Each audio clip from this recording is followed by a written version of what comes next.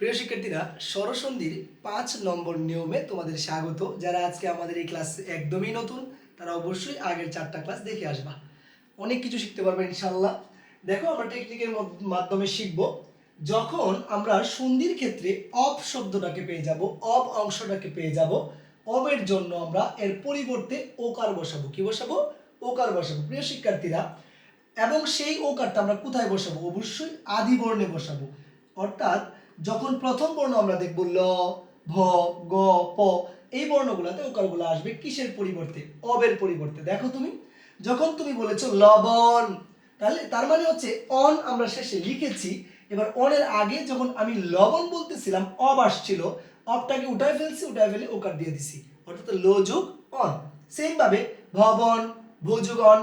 Same ভাবে গবেষণা, of আসছে কিনা বলো? আদি বর্ণ গ ছিল, গ এর মধ্যে ওকার দিয়ে দিছি, গোযুগ এসনা। সেম ভাবে পবন, অব আসছে, প এর মধ্যে ওকার দিয়ে দিছি, পযুগ অন।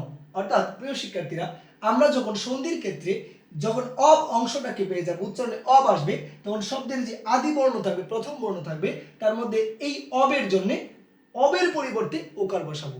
প্রিয় শিক্ষার্থীরা, আমার মনে হয় তুমি বুঝতে পারছো। আজ এই পর্যন্তই। অবশ্যই আমার পেজে যারা নতুন, অবশ্যই ফলো দিয়ে রাখবা। ভালো থাকো সবাই।